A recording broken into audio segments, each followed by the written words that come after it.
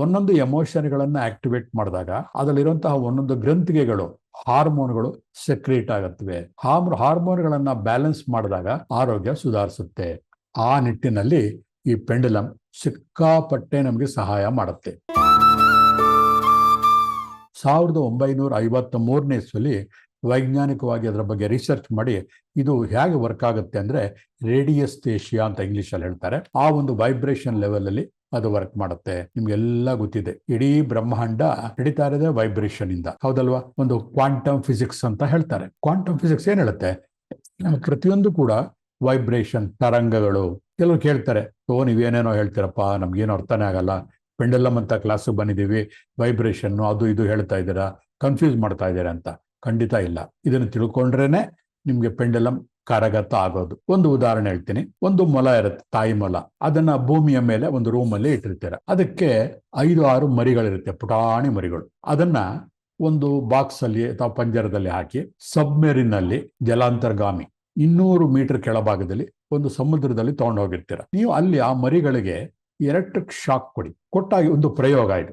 ಕೊಟ್ಟಾಗ ಏನಾಗುತ್ತೆ, ಯಾವುದೇ ಕನೆಕ್ಷನ್ ಇಲ್ಲದೆ ಇರುವಂತಹ 200 ಮೀಟರ್ ಮೇಲ್ಭಾಗದಲ್ಲಿ ಭೂಮಿಯಲ್ಲಿರುವಂತಹ ತಾಯಿ ಒದ್ದಾಡ್ತಾ ಇರುತ್ತೆ. ಅಲ್ತ ನಿಮ್ಮ ಅದಕ್ಕೆ ಕಣ್ಣು ಕಾಣಲ್ಲ, ದೂರದಲ್ಲಿರೋದು.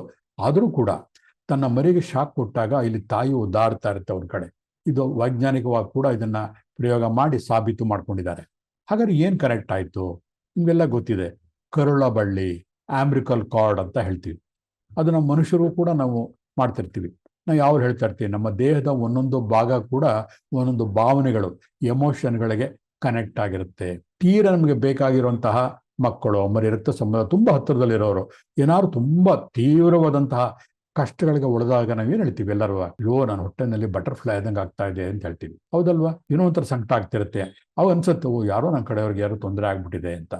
ಅದೇ ರೀತಿ ಎಲ್ಲೋ ಒಂದ್ ಕಡೆ ನಾವು ಇಷ್ಟಪಟ್ಟಂತಹ ವ್ಯಕ್ತಿ, ರಕ್ತ ಸಂಬಂಧಿಗಳಲ್ಲ, ಅವ್ರು ತೊಂದರೆ ಆದಾಗ ಅಥವಾ ಏನೋ ಆಕ್ಸಿಡೆಂಟೋ ಏನೋ ಆಗ್ಬಿಟ್ಟಿರುತ್ತೆ ಅಂದ್ಕೊಳ್ಳಿ, ಆವಾಗ ಏನಾಗುತ್ತೆ, ಹೃದಯ ಹಿಡಿದಾಗತ್ತೆ ಅಂತ ಹೇಳ್ತೀವಿ. ನೋಡಿ, ತುಂಬಾ ಕ್ಲೋಸ್ ರಕ್ತ ಸಂಬಂಧಿಗಳು ತೊಂದರೆ ಆದಾಗ ಹೊಟ್ಟೆಯಲ್ಲಿ ಬಟರ್ಫ್ಲೈ ಆದಂಗೆ ಅಂತ ಹೇಳ್ತೀವಿ. ಅದೇ ನನ್ನ ಪ್ರೀತಿ ಪಾತ್ರರಾದ ಕಳ್ಕೊಂಡಾಗ ಎದೆ ಹಿಂಡ್ದಂಗೆ ಆಗತ್ತೆ ಅಂತ ಹೇಳ್ತೀವಿ.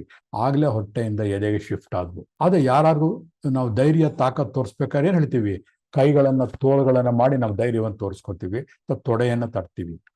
ಕಣ್ಣು ಕೆನ್ನೆ ತಟ್ಕೊಂಡು ಯಾರು ಧೈರ್ಯ ತೋರ್ಸಲ್ಲ. ಹಾಗೇನೆ ಇನ್ನೊಬ್ರಿಗೆ ಪ್ರೋತ್ಸಾಹ ಕೊಡ್ಬೇಕಾದ್ರೆ ಬೆನ್ನನ್ನು ತಟ್ತೀವಿ. ಅಂದ್ರೆ ಮನುಷ್ಯನ ದೇಹದ ಒಂದೊಂದು ಭಾಗಗಳು ಕೂಡ ಒಂದೊಂದು ಎಮೋಷನ್ಗಳಿಗೆ ಸಂಬಂಧಪಟ್ಟಿರುತ್ತೆ. ಒಂದೊಂದು ಎಮೋಷನ್ಗಳನ್ನ ಆಕ್ಟಿವೇಟ್ ಮಾಡಿದಾಗ ಅದರಲ್ಲಿರುವಂತಹ ಒಂದೊಂದು ಗ್ರಂಥಿಗೆಗಳು, ಹಾರ್ಮೋನ್ಗಳು ಸೆಕ್ರೇಟ್ ಆಗುತ್ತವೆ. ಹಾರ್ಮೋನ್ಗಳನ್ನ ಬ್ಯಾಲೆನ್ಸ್ ಮಾಡಿದಾಗ ಆರೋಗ್ಯ ಸುಧಾರಿಸುತ್ತೆ. ಆ ನಿಟ್ಟಿನಲ್ಲಿ ಈ ಪೆಂಡುಲಮ್ ಸಿಕ್ಕಾಪಟ್ಟೆ ನಮಗೆ ಸಹಾಯ ಮಾಡುತ್ತೆ.